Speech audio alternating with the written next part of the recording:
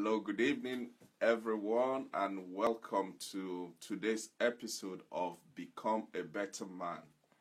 Become a Better Man. I want to start by appreciating everyone that turned up last Saturday for the Become a Better Man seminar that we had in Erith. Thank you so much for taking the time out to be part of it, and I hope the things that we shared, the things that we talked about, I hope you found benefit and value in all of it. So thank you so much. And for those that wanted to come or tried to come, couldn't locate the place, sincere apologies about that as well. We will take that into consideration when we have our next event. So thank you so much, and it's an honor to have all of you at the seminar. Thank you. Appreciate your time and your effort. Thank you. Well, welcome to another week. And you know, this month of May, we are looking at man and his finance. Man and his finance. And this is the third episode of this program this week. And I'm sure for all of us, we have all learned one thing or another since the week or the month started. I have learned definitely, and I'm still learning and will continue to learn, because the day you stop learning is the day you start dying, both physically and also intellectually. So it's good to keep learning. Oh, Prince Will Omoba, thank you so much for joining us on today's program. I appreciate your time. In the first week, we look at man and his finance. Last week, we looked at building wealth. And this week, we'll be looking at another topic, which, again, like I said, when it comes to man and his finance, man in terms of man, male and female. Hey, Rachel, thank you for coming. Tunde Otilo, thank you for coming and for joining and for sharing. Appreciate you. When it comes to finance, we are all, in one way or another, affected, impacted. We are all concerned about finance in one way or the other, because we are all using it, we're transacting with it, we're relating to it, we're using it in our everyday life activities. So somehow, when the issue of finance is discussed, there is almost no exemption. In one way or another, you and I are involved. In one way or another, you and I are affected. So this month is a very, very crucial month on this platform, because we'll be looking at some of the areas where we all somehow have been falling short, or having issues or difficulties, or where we have not had enough understanding when it comes to finance, to money, to savings, to investment, to debt, to discipline, and all of that relates to our finance. So that is what we will be looking at throughout this month. On today's program, the topic for today is the myth and realities of financial independence. The myth and the realities of financial independence. Kenny, thank you for joining us. We will be killing some religious cows today and some financial cows as well. And there are some of the things that we've held dear, that we've believed, that we've even spoken about, prayed about, sang about. Some of them we will be putting them into question tonight, just to see how valid are those ideas and ideologies that we have held there for this long. So that is where we will be looking at on today's program. But before we go into it, I want us to start from a point of knowledge. somewhere where we all can relate to, something that we all can talk about, because either currently or somewhere along the line, we've all been affected, we've all been involved in it, and that is the issue of debt. The issue of debt, owing something, owing someone, owing an organization, in whatever form or shape, the issue of debt. I will go as far as to say, after sin, the biggest yoke that mankind carries is the yoke of debt. Debt is a slave master. Adekombi Adegbenro, thank you for being part of the program tonight. Debt is a slave master. It's a yoke. It's a burden.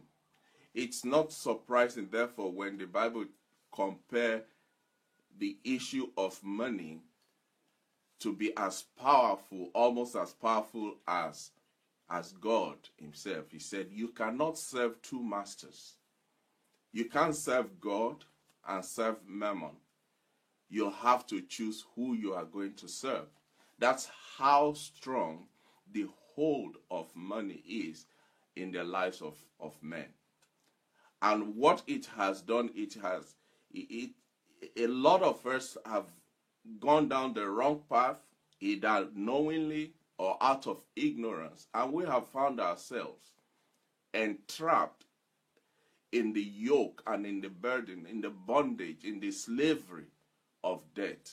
My prayer tonight is, whatever it is that has brought it on you, whatever it is that has led any of us down that path, the God that we serve will have mercy and grant us wisdom, grant us the ability, because he said, I give you power to make wealth, that he will give us the grace to know how to come out of it.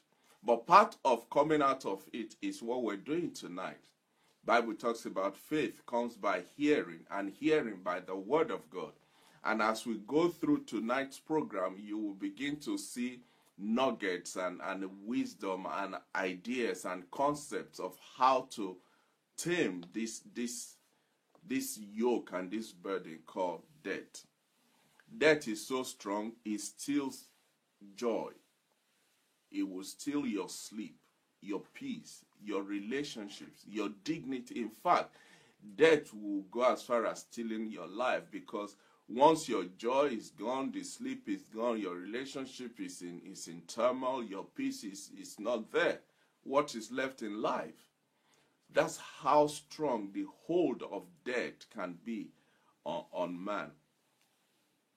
Unfortunately, the world in which we live in it's like traveling in a vehicle, and the vehicle that the world we live in is fueled by the concept of debt.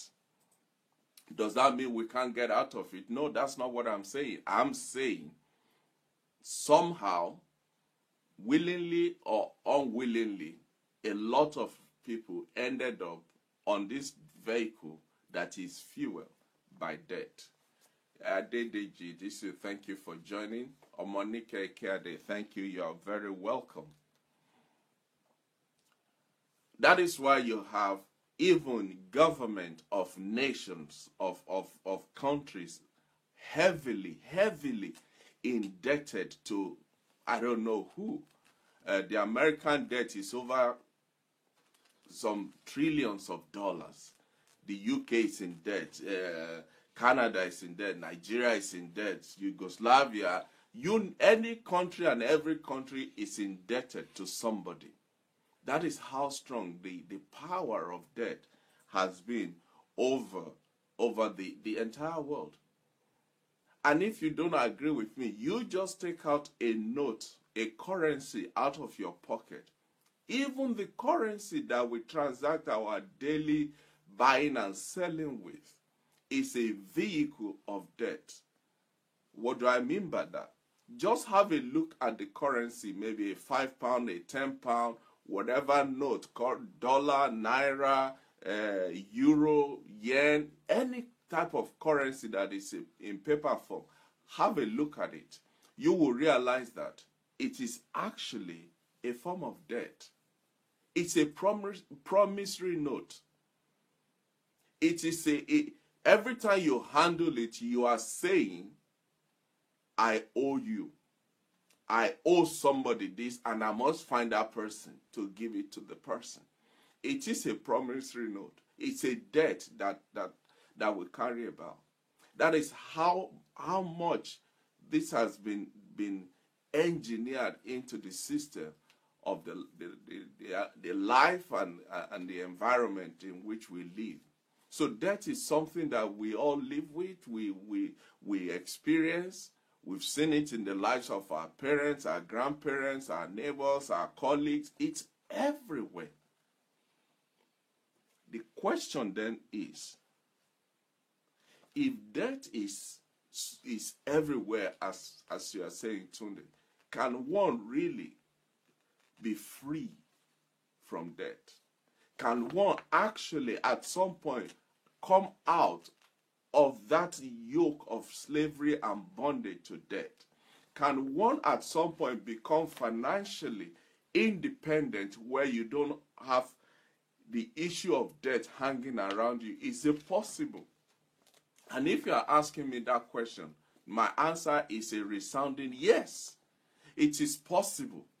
It is actually possible to be out of debt, to come out of debt, to be free from debt.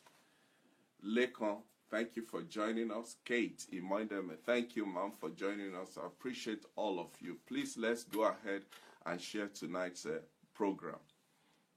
It is possible to come out of debt. And my prayer, once again, is that by virtue of tonight's program, we will go away with some tools in our hands that can help us come out of debt. So, what is the opposite of being in debt, of being in a financial bondage or financial hardship, as it were? The opposite of that is to become financially free. Is to become financially free. Is to become financially independent. Is to become to come out from that, under that yoke and that stranglehold of debt. And that is what we're looking at tonight. What are the ways by which you and I can become financially independent, free from the hold of yoke, from the hold of debt, to be completely set free from lack, from want, from inadequacies, from shortage, from not enough, so that we can live a true free life. Bible talks about, Jesus said, I have come that you may have life and have it to the full, till it overflows, and have it in abundance. But yet we all know that the enemy comes to kill, to steal, and to destroy. And part of what it uses is this instrument of debt.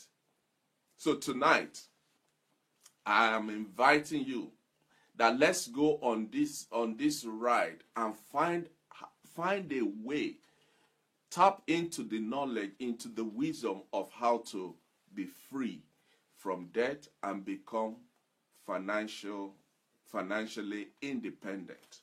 And that is what we'll be looking at tonight. So what does it mean when we say financial independence? What exactly? How do you define financial independence?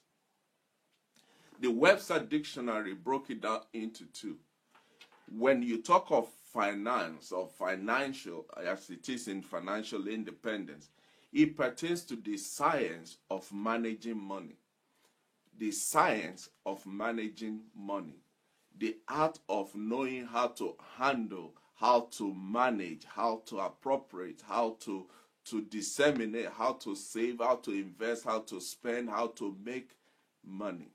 That is what it means. The word financial there, that is what it means. And the word independence means freedom from assistance by others. Freedom from assistance by others. So when you put the two words together, financial independence, it simply means Financial independence is the ability to manage your money in such a way that you have sufficient funds to live your chosen lifestyle without assistance from others. I'll say that again. Financial independence is the ability to manage your money in such a way that you have sufficient funds to live your chosen lifestyle without assistance from others. Elizabeth Wuraola, thank you for joining us tonight. I appreciate your time. Let's please go and share tonight's message. In other words, to be financially independent means you have enough money, enough funds, enough resources that you can choose not to work. Because if you are still working, then somebody is still assisting you because your employer is paying you salary for you to be able to make ends meet. So when you talk of financial independence, it doesn't mean you don't work. It simply means you choose. It's not a choice that you have made based on your circumstances, based on your willingness maybe to give back into society, to support, to help, to whatever it is. But it is your choice to do that. One of the things, or one of the biggest things that you have when you are financially independent is the power of choice. The power to choose whether to do or not to do, whether to buy or not to buy, whether to have or not to have, not because you can't afford it, not because it is too expensive, but because you just choose not to have it. The power of choice is perhaps the greatest, or one of the greatest benefits of being financially independent. Now, when you look at the definition that we've just looked at, that we've just talked about concerning financial independence, you'll agree with me that we didn't mention a certain amount of money or a value. We did not assign even a currency or a sign like a dollar or pounds or yen or euro. It didn't come at all into the definition. We didn't mention anything concerning the value, the amount, or the symbol of any currency when it comes to financial independence. The reason is that financial independence means different things to different people, depending on your circumstance, depending on your situation, depending on your position, depending on where you are part time. For instance, to some people, financial independence means they have yachts, they have mansions, they have aeroplanes, they have this, they have material things. To them, that is financial independence because that is where they are. To some other people, financial independence is the ability not to have to worry about paying your bills again. The fact that you are now at a position where paying your bills is no longer an issue, to some people that is financial independence. To some, it is just having to live a comfortable life in their home. That is financial independence to that person. To some people, it's the fact that they don't have to go and get a second job or do another extra hour or overtime, work weekends and all of that. To some people, that is financial independence. To others, it is having enough, having sufficient resources, funds and assets and wealth to the point where you can actually say to your spouse, you know what, love? You don't have to work. You stay at home, look after the children, take whatever you need, it is supplied, you have it in abundance to the full till it overflows. To some people, that is financial independence. The fact that the father and the mother don't have to bail out of the house first thing in the morning, come back late at night, and the children they don't even know. You don't know what's happened to them. They don't know what's happened to you. You only say good night, and where's daddy? Oh, he's gone. Where's mommy? Oh, she's gone. To some people, financial independence is the ability where both of you or one of you can tell, do you know what? I am going to actually stay at home and look after the children, because from whatever is coming in from the other person, our needs are met. We are sufficient. We have all that we can possibly need or ask. So financial independence, it means different things to different people at different times in their lives. The question I need to ask is this: what does financial independence mean to you? You as a person, I want you to put your name in this question. Tunde, what does financial independence mean to you? What does it mean to you? Like we've said, there are different things that it means to different people. But you have to determine, you have to come to a point where you can qualify what financial independence means to you. So for you, for me, for each and every one of us, what does it mean to be financially independent? Because until you are able to determine that, you won't know where you're going. What would financial independence mean to your life? How would your days and nights be better if you know you had resources to meet all your financial obligations for the rest of your life? How would your day, your night, your relationship, your interactions, your outlook in life, what would change about it? How will it be? What will it look like? Because again, what you qualify, what you determine, what you define as financial independence is different from what I say it is. Now, Kate said financial independence is being able to pay for things with ease and be a blessing to others. Being able to pay for things with ease. You see the power of choice that we're talking about. Now, it's not a case of shall I not? No. It's a case of, okay, I want this, I like this, I need this, I want to have this, and without breaking into sweat, you pay for it.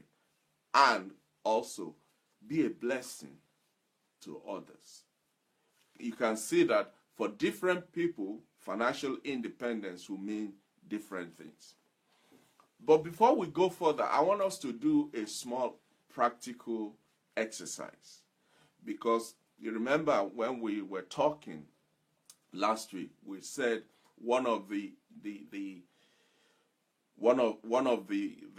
qualities that differentiates being paycheck mentality from being net worth mentality is in the mindset. So I want us to do like a mind game. Please, I need you to flow with me on this game. I want us to do a mind game. I want you to think of a specific day, a typical day. Let's say tomorrow, the 19th of May, 2017. I need you to just engage your imagination now. Just imagine tomorrow, Friday, the 19th of May, 2017. Imagine that day is filled with you being able to do anything and everything that you want, that you need, that you have, that just it's a normal day for you. But that day is it is as you wish and as you will, because you have achieved financial independence. Imagine the day. Imagine tomorrow, you wake up tomorrow and all your financial woes are gone, all your financial needs are met, you are now financially independent. I need you to just imagine that day in your head. Ezenwa, thank you for joining us. You're welcome. Now, I need you to keep that imagination, keep that picture in your head, because I want us to use it as a sounding board to answer this series of questions that I'm going to ask now. What I'm trying to do here, ladies and gentlemen, is for us to start to imagine, for us to have an inner picture of what it means to be financially independent. So, Now you are imagining tomorrow, Friday, the 19th of May, I am financially free. I am completely debt free. I don't have any worries concerning money, finance, resources. Everything is hunky-dory. Keeping that image, keeping that concept in your mind, I need you to answer this question. Now that you are financially free, Ngozi, thank you for joining us. Now that you are financially free, what time would you wake up from bed? What time will you actually get out of bed? You don't need to go and work. You have the money. You don't need to go and do anything, everything. What time will you get out of bed? Secondly, still keeping that image in your mind. What will actually wake you up in the morning? Will it be your alarm clock, or will it be your body clock? Thirdly, now you are awake. Now you are out of bed. What will be the first thing that you do? What would be the first thing that you will do? Number 4, what would you eat that morning? And why would you eat that particular item of food? What will you eat? Why will you eat? When will you eat it? Where will you eat it? How will you eat it? How would your day go? What would be the activities that you would do during the day? How would you spend the day knowing that you are completely, totally, utterly financially independent? How would you spend the day? What are the activities that you will pack into that day? How will you spend the evening? With whom will you spend the evening? What would your home look like? You see, I need you to spend a few moments in this daydreaming world that I'm trying to paint here, because that is what a typical day would be like, or is like, in the life of somebody who is financially independent. That's a typical day in the life of somebody who is financially independent.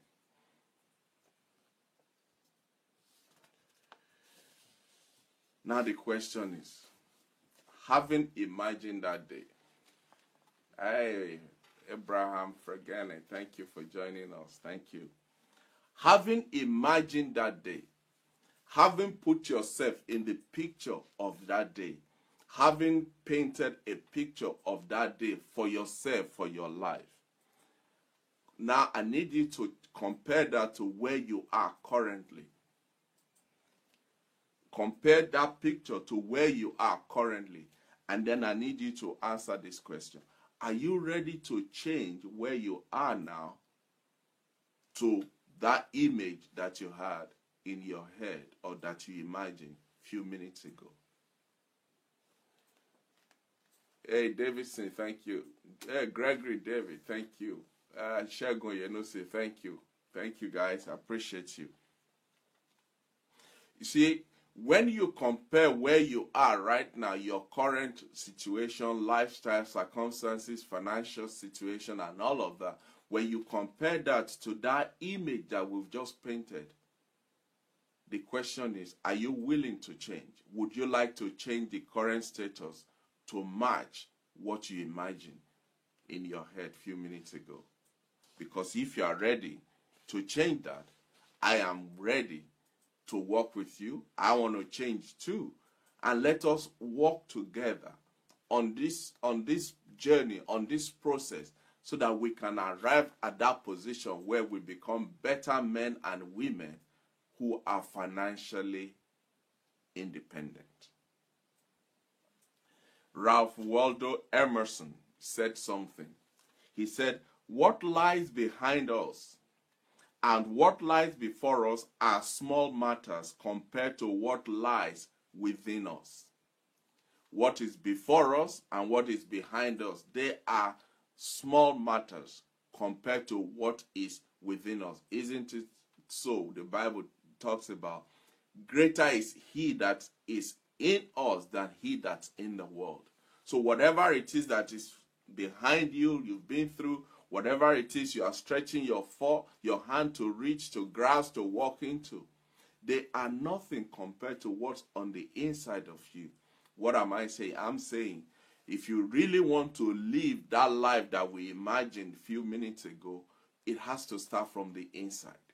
That is where the root is. That is where it has to start from. Because until it starts from there, there will be no manifestation on the outside. What you have to determine, the question you need to answer to yourself is this: whether financial independence lies within you or not. Do you think you have what it takes to become financially independent? Do you think you have what it takes to not depend on a paycheck, to live a life of your choice rather than a life chosen for you by something or someone else? It all lies within you. And the question is, do you think you have what it takes? You are the only one that can answer that question. Financial independence is something that everybody wants, but not everybody achieves it. And the question is why? Because we are all empowered. We all have what it takes to achieve it. So why is it that not everybody is attaining financial independence? The reason is this: financial independence is a process that requires effort and commitment, and you will have to put that effort and that commitment over a long period of time for you to arrive at that goal. The challenge is a lot of people are not willing to make the commitment.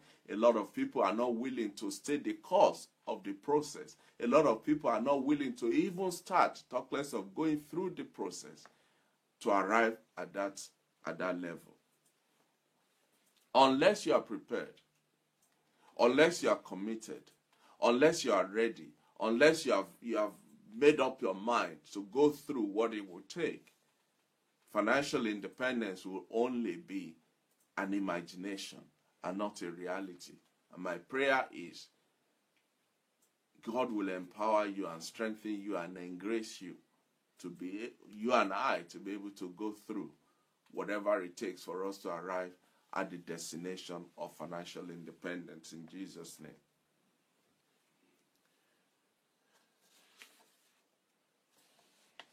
The end goal for financial independence is that you have more options and less money-related stress. That's the end goal of being financially independent. It's so that you have more options, you have more choice, you have the ability, the power to make choices.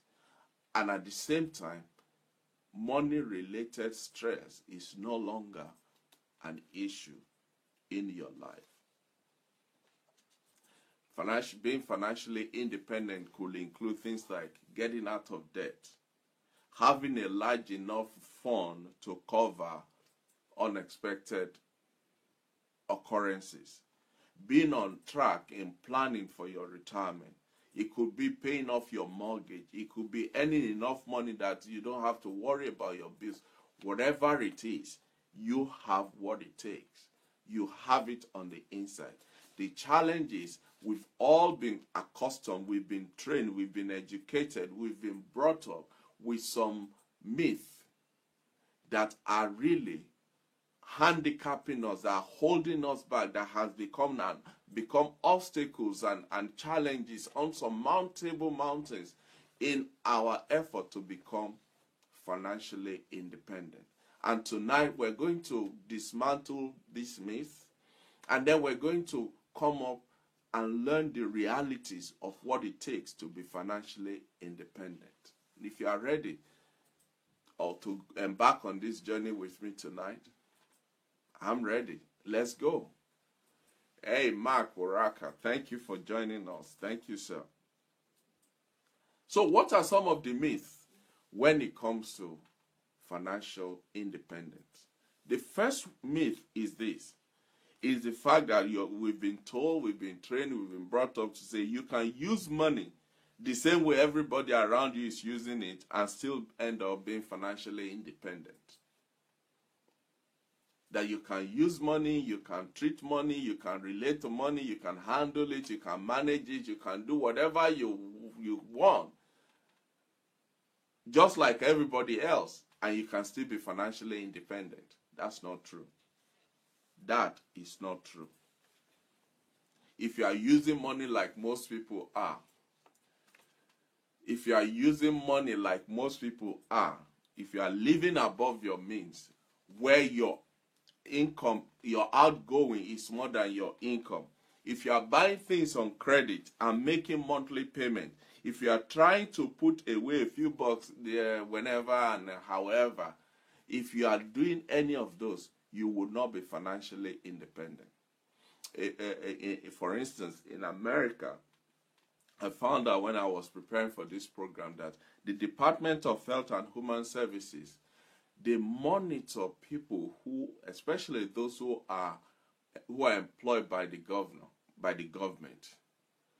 They monitor them from the time they started working all the way through to their retirement age, which is at the age 65 in America. And what they found out is 95% of those people after retirement are financially broke. They don't have anything to live on after retirement. Some of them probably have worked for 30, 40, 50 years. And then retirement will come, they are retired. And some of them are now still living on benefits, on support from families, and they still carry a bagload of debt with them. And most of them, they die in that same situation, in that same position. So, if you live a life where you are living above your means, where you are buying things in credit, where you have this American Express and Visa and MasterCard and MBNA and everything, just swipe the card, everything just put it on lay-by, everything just buy it now and pay in 6 months' time, or it's interest-free for 4 years, and you keep amassing and accumulating that, you are just heaping on yourself a heavy load, a heavy burden. And for that, such person cannot become financially independent. So the first myth about financial independence is that you cannot be spending money, be treating money, be handling money, be living life just like everybody else and think one day something will just happen and you become financially independent. It won't happen. It will not happen. Myth number 2. Thanks, Deborah, for joining us. Myth number 2 is the assumption or the belief that the responsible use of credit can enhance your financial well-being. The responsible use of credit can enhance your financial well-being. What do I mean by that? Again, like I said at the beginning, we live in a society where everything is on borrowed. Everything is borrowed. Everything is on debt. Everything is buy now, pay later, credit card, and everybody is indebted to somebody, somewhere, somehow. And we have also, especially in the Western world, been trained to say, if you don't have debt, then you don't have good credit history. And because you don't have good credit history, you won't be able to buy something. You won't be able to take out loan. You won't be able to take out mortgage. You won't be... Listen to this. The only people, only the merchants and the lenders benefit from your using credit, not you. It is the lender and the merchants that benefit. In fact, when you live on credit, when you buy things on credit, all you are doing is you are raising the price of everything you are buying. All credit does for you is raise the price of the things you buy. Do you know why? Because every time you buy on credit, accrued interest is added, and the longer that is not paid, the more the interest will increase. And before you know it, that is why you hear people say, oh, the credit card balance was only 2,000, and now they say I'm owing 18,000. I mean, it's only, no, because over the years, you have amassed a lot of accrued interest. So something that you thought you bought for 2,000, 5 years down the line, you are now paying 18,000 for that same item that, as at that time, has no residual value, but yet the debt is still following you. So the idea that using credit can enhance your financial well-being it's not true. It's not true at all. It is not true. So that's myth number 2. The third myth when it comes to financial independence is where they say you can get out of debt by putting a little extra on each bill per month. That you can get out of debt by putting a little bit on each bill every month. That is a long journey. That is a marathon. And in most cases, it's a journey that people don't come back from. Because remember, when you pay a little bit extra on your bill, it doesn't mean you are not accruing other bills for that set for the next month and the month after and the month after and the month after. So putting a little bit extra on your current bill does not set you free financially. It does not. In order for you to effectively eliminate debt, you have to apply the military principle of massing of forces, which means you gather your resources and you attack an item of debt head on. You subdue, you conquer that one, and that one is gone. Then you go to the next one, rather than spreading yourself too thin to the point where you are not even effective on any of them. Bola Shokoya, thank you. I appreciate you. Thank you, ma'am. A quick rule of thumb will be to pay off your debt in order of their outstanding balances. Pay off your debt in order of their outstanding balances. Start with the smallest, pay that off, then use that money to attack the next one and put some money again towards that. And one by one, you eliminate your debt like that. So that is myth number 3. The fact that you are told that you can get out of debt by putting a little extra on each bill each month is not true.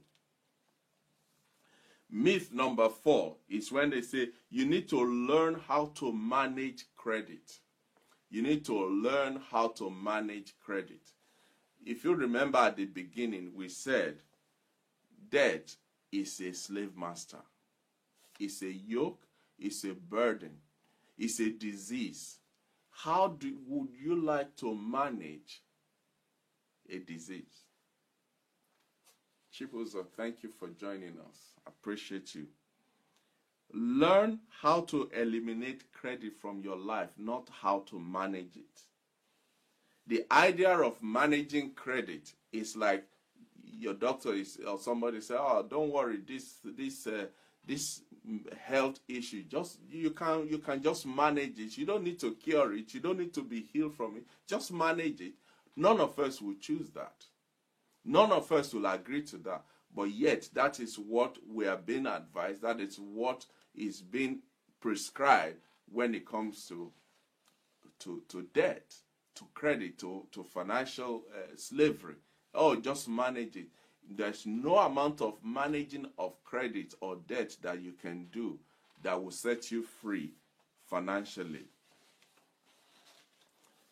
Because if you eliminate debt one by one, it will get to a point where there's no more debt in your life.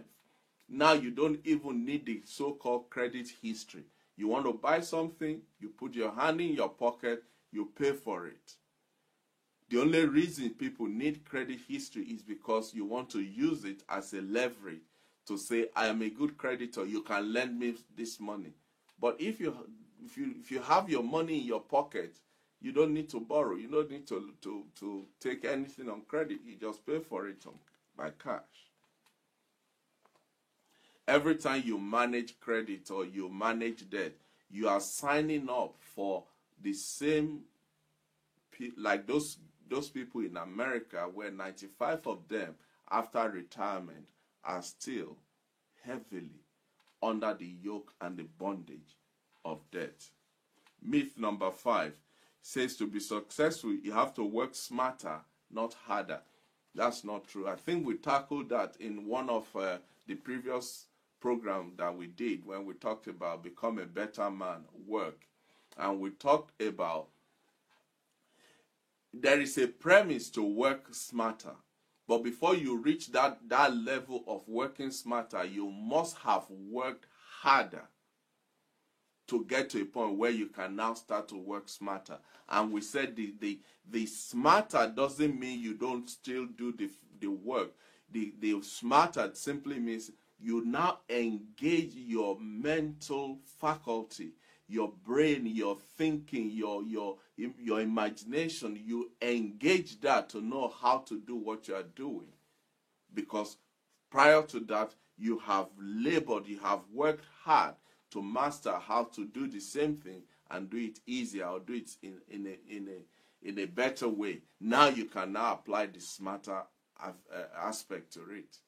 And we also talked about all this issue of working smarter. When you look at what it's talking about, it's talking of, they'll be telling you about, have a priority, have a to-do list, have a time for everything, allocate minutes, which is, they are all good, but all it teaches you is to do that on the work, not on yourself. You apply those principles to the work, not on yourself. And for as long as you are not growing as a person, as long as you are not improving as a person, you are not adding value to yourself as a person, guess what? You are still in the same place, irrespective of how smart your work looks like. So the idea that you can work smarter and not harder is a myth, and it's not true. Ufoma, thank you. Wiki, thank you for joining us. I appreciate all of you. Please, let's go and share today's program. I'm sure it'll be a blessing to both yourself and your friends. Thank you so much. So that's myth number 5. Myth number 6 says, and this is something we have heard over and over and over again, said to make money, you have to use OPM. You have to use OPM. What is OPM? Other people's money. You have to use other people's money. The danger with using other people's money is this. A lot of people, when they have access to other people's money, don't know how to manage it in the first place. But more than that, they have the tendency to forget that this money is not theirs. And a day of reckoning is coming when the owner of this money is going to ask for it back. But more than that, is going to ask for it with accrued interest. And if you have not managed other people's money well, the day they come to ask you,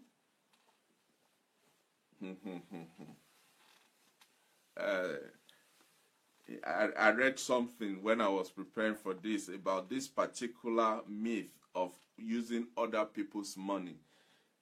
For every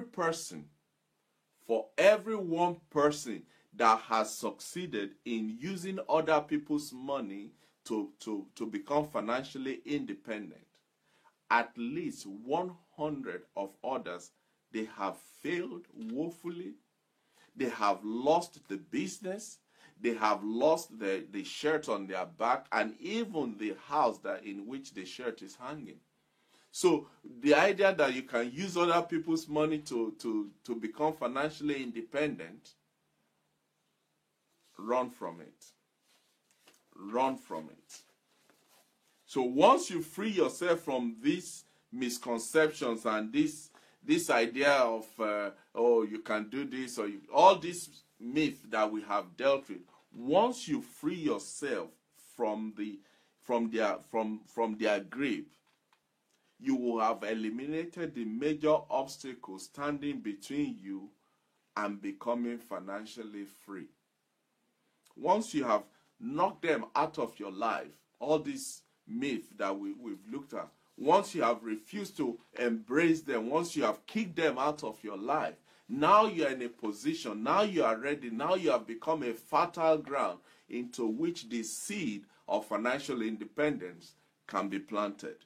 So the next step is, having kicked out those myths, we now need to embrace the realities of financial independence. We need to embrace the realities of financial independence. The first reality is,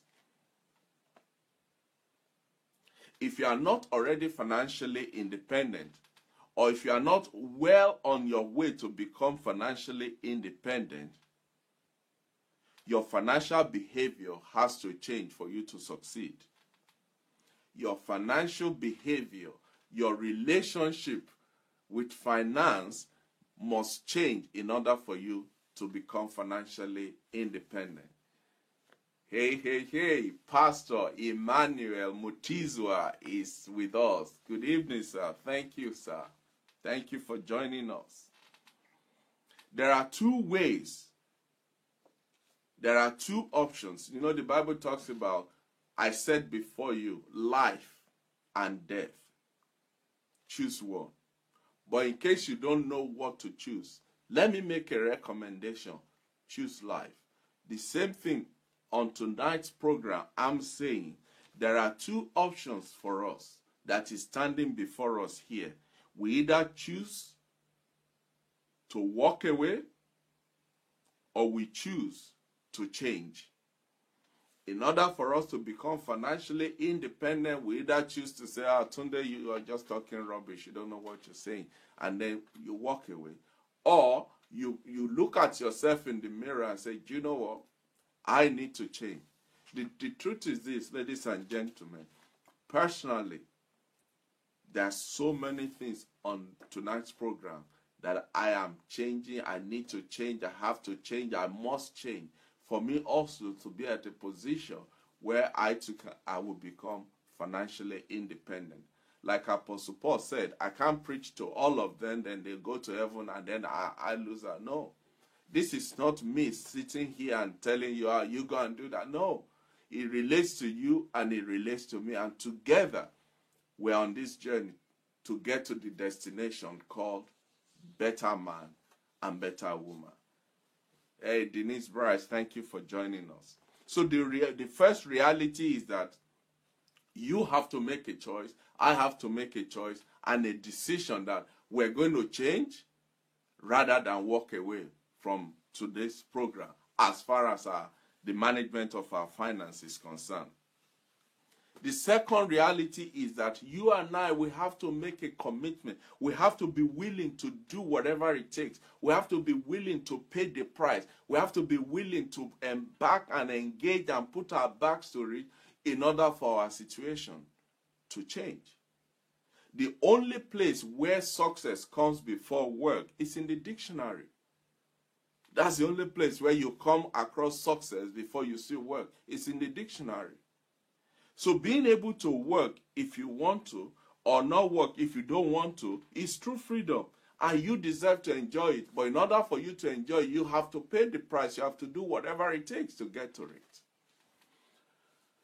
Hey, Fatima of Buki Salako, thank you for joining us. So that's the second reality. The third reality is you must develop and maintain a long-term view. Financial independence is not, it won't drop on you tomorrow. Look at it this way. Neither of us, none of us got to this position where we are now between yesterday and today. It's taking a long time, 10, 15, 20 years, some even longer, to be where you and I are right now at this very point in time, where we are under the yoke and the burden of financial grip or bondage. So it's not going to happen by you snapping your finger and then tomorrow, voila. It's not a magic. It is something that you have to know that this is a long-term project. It's not a sprint, it's a marathon. You have to be prepared and be committed to see it through. Rome was not built in a day, you know. Rome was not built in a day.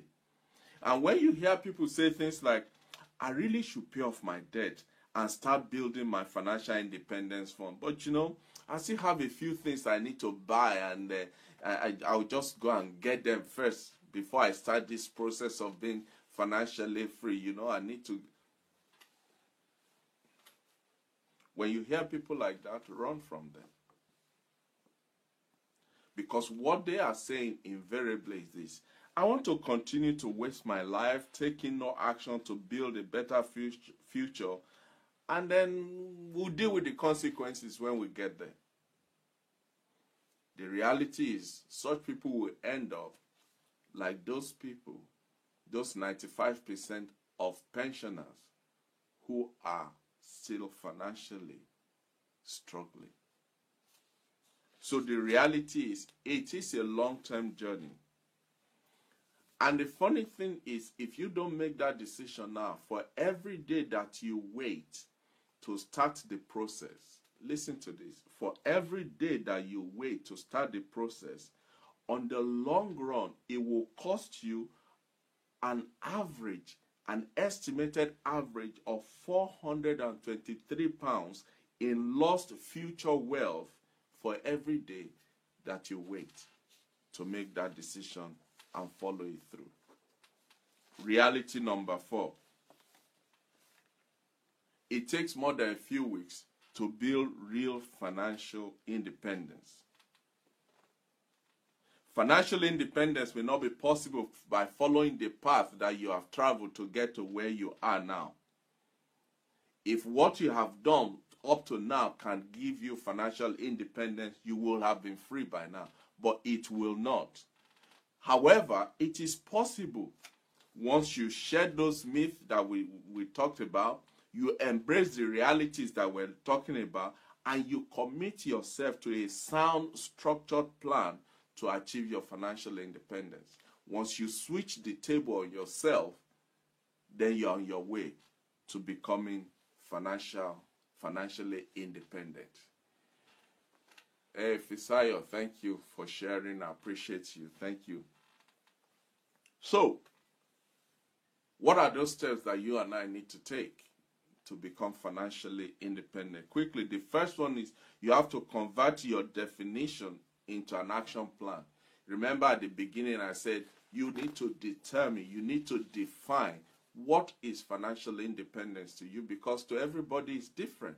What it means to you is different from what it means to me. So you now need to go back and pick up what you defined as financial independence. As far as you are concerned, you need to pick it up, look it straight in the eye, and commit it into an action plan. You need to commit it into an action plan. Once you have established your goal, then you pursue it with vigor. Start small. Start with baby steps. Little by little. Take your time. Don't be like the man at the London Marathon who was at the starting point, and as soon as the whistle goes to say start, he took off like he was Usain Bolt. And then half an hour, maybe an hour into the race, you're wondering, where is that man? Where is he? Because he didn't pace himself. So when it comes to financial independence, you need to pace yourself. You need to start little and build your muscle. You don't go to the gym for the first time. You haven't been in the gym for the past since Noah was a boy. And then you go to the gym today and say, oh, give me 250 kg, let me lift it. And then I want to do 5 miles in 3 minutes on the treadmill. I want to pump the iron. It's not going to work. It will not work. It will not work. So when it comes to becoming financially independent, you have to take baby steps and build the momentum as you go along. Yemi Adetayo, thank you for joining us. Paul, thank you for joining us. My friend Paul, thank you. The key to accomplishing any goal is that goal must be doable. It must be doable. If not, you will give up halfway through. If the goal is not achievable, if it's not doable, if it's not something you can achieve, you will get tired, you get frustrated, and you give up halfway through. So the second action, the second way for us to become financially independent is that the first one we said, commit your goals to action plan. The second step is now implement your action plan and do it immediately. Those action plans, implement them and do them instantly, immediately. Speed is important when it comes to accomplishing any goal. Speed is of essence when it comes to achieving any goal. You have to make a decision and act on your decision immediately. Especially with a major life shift like creating financial independence. You don't have room to be dilly-dallying. Maybe now, okay, maybe we'll start it next month. Why don't we leave it till the third quarter of the year, then we start it? Delayed plans have a way of turning into no plans. Delayed plans, they have a way of turning into no plans. So the sooner you get started, the faster you will build the momentum and the quicker you will arrive at your goal. The third step is that you need to change your spending habits. You know, at the beginning of this month, I said we're going to come to your address and look at your wallet. You need to change your spending habit. This is perhaps the hardest part for anybody that wants to become financially independent, because we are creatures of habit. We're used to doing things a certain way.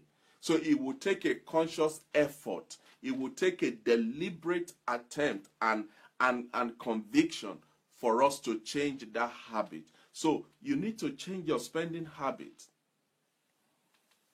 You need to change it. And how do you change it? How do you lose weight? You put yourself on a diet. At least one of the easiest way to lose weight is to put yourself on a diet. It's the same thing when you're with regards to your finance. Put your finance on a diet. Put your finance on a diet. It will involve a healthy dose of self-denial. A healthy dose of self-denial will help you as you work on changing your spending habits. You have to be serious. You have to be purposeful. You have to be committed to this aspect of changing your spending habit. It's not a one-time event. You know, where everybody knows when sales will start. Everybody knows when buy one, get two free is going on in the supermarket. So everybody is preparing and people are queuing. Oh, it's Boxing Day, they'll go and queue. No, you need to take your eyes off all of that, because now you have a program that you are working on. If you treat it as anything less, without that conviction, that passion and commitment, if you treat it anything less, all the effort that you've put into it will just go to waste, because it will not yield the required result. You must review all of your expenses, big or small. Review all of your expenses. All this will be done from your definition of what financial independence means to you. It may be uncomfortable. In fact, it will be uncomfortable, because, like I said, we are creatures of habit. It will be uncomfortable, but trust me, habit, has been said, can be created if you do the same thing at the same time, in the same way, consistently for 21 days. You're forming a habit with regards to that issue. So the question is, are you going to commit that 21 days into doing it same day, same time, same way, same day, same time, same way? And the more you do that, the more you are able to go ahead on your journey to become financially independent. The fourth thing that you can do to accelerate becoming financially independent is that you need to save more than you thought you could. You need to save more than you thought you could. Okay, now you look at your, I don't think I can save more than 5%. Yes, start with that, but don't stop on that. Don't hang your cap on that. As time goes on, increase it. Force yourself to increase it. Force yourself to increase it to 10, to 15, to 18, to 20. And before you know it, the more you increase it, the more you will adjust and tighten your belt, as it were. The government have said it over and that we need to tighten our belt. Then do it for yourself. I'm going to do it for myself in my own house. Tighten your belt. Squeeze a little bit. Some of the things that we thought, oh, I can't do with that, you'll be surprised that in 2 weeks' time, you won't even remember what it tastes like. In a few weeks' time, in a few months' time, you won't even, somebody will talk to you about it and say, what's that? But it will take that discipline to be able to do that. And finally, create a workable investment plan. It is good to have a savings account, but just saving money will not do you much good. But when you convert your savings into investment, when you turn your savings over to viable investment, now you're on your way to truly becoming financially independent. Remember last week we talked about our very good friend, the law of compound interest. Once the law of compound interest kicks in into your savings and your investment, you're on your way home. You are home and dry. You are swimming in the ocean of financial independence. So create a workable investment plan.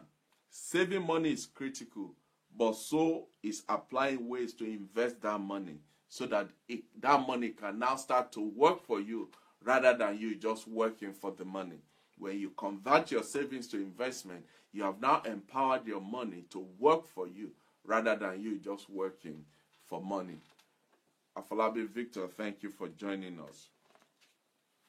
However, if you've never been much of an investor or you have not cultivated the habit of savings and investing, let me quickly give you a few headlines. I'm not a financial advisor, so I can't advise you on how to save or what to save into or what to invest in. But as a general rule, let me quickly give you some heads up. Number one, create a portfolio model that is consistent with your goal and circumstance. Create a portfolio model that is consistent with your goal and your circumstance. Number two, get professional help.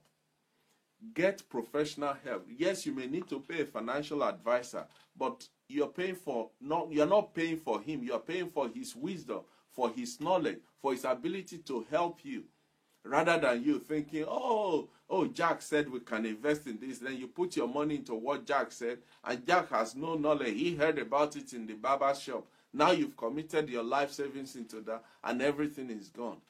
But you can do that by getting professional help. Also, you can automate your savings. Automate your savings. What do I mean by that? Set it up so that the amount you want to save is deducted directly from your salary into your savings account. That way, the temptation to spend it and then think, oh, okay, maybe I'll double it next month, that temptation is removed. Automate your savings. Talk to your HR department or wherever you work. They can always set that up for you. And finally, be in it for a long haul. Ladies and gentlemen, how far you go with any of these steps will depend on what your definition of financial independence is.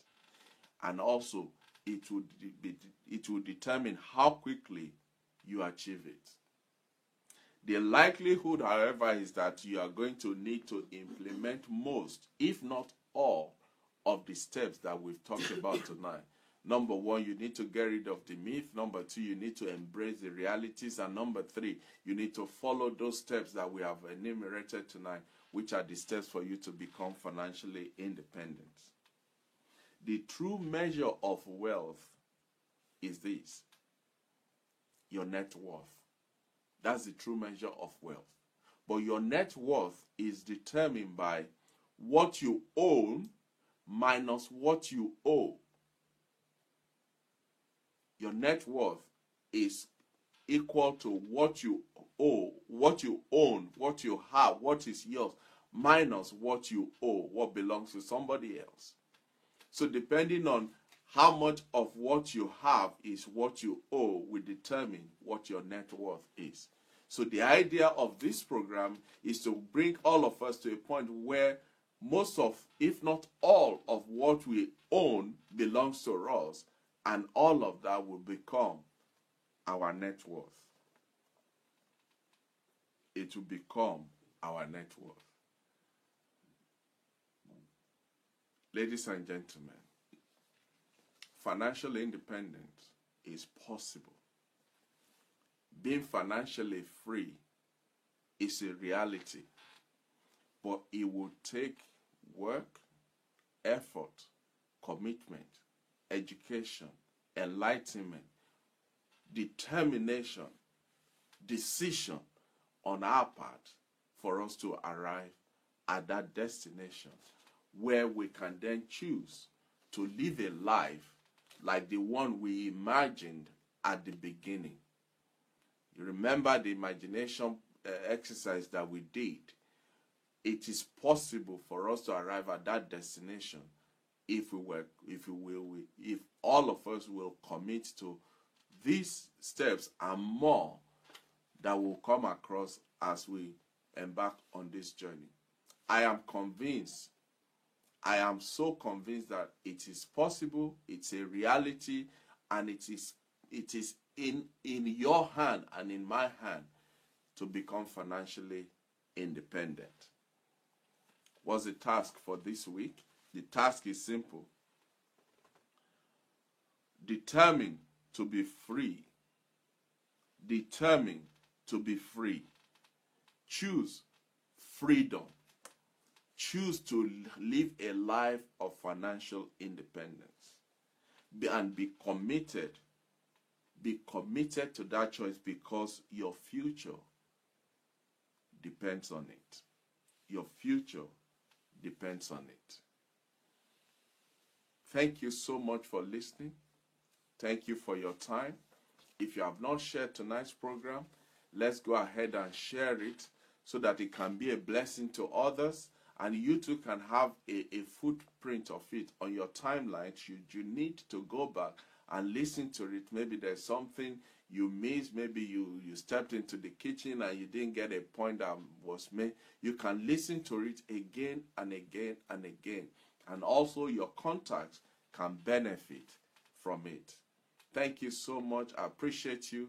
Like I said last week, I'm still working with Dr. Emoideme for the month of June to be dedicated completely to reproductive medicine. Hopefully by next week's program, that will be confirmed so that we can all be ready, talk about it, spread the news, and get people ready to be part of those programs in June. I'm sure it is going to be a knockout. It's going to be a wow. We're all going to become knowledgeable as far as reproductive medicine, fertility, and all of that is concerned. So I will come back next week to confirm the arrangement. Once again, I want to thank you for your time. I want to thank you for your effort. I want to thank you for your commitment to this program. It honors me to know that every week when I come and sit before this camera, you are there to hear what I have to say. It's an honor to be listened to, and I appreciate it. I thank you, and I hope something that we have said tonight will would have added value or would add value to you, something you can take away and make your life a better place, a better one. And don't forget, like we say, and we've always said, we are not stopping. We refuse to stop. We choose not to stop until we arrive at that destination called better man and better woman. So until next week, when we meet again to look at another episode of Become a Better Man, this is Tunde Disu once again saying, thank you. God bless you. Have a blessed week. I look forward to seeing you next week. Thank you. Bye-bye.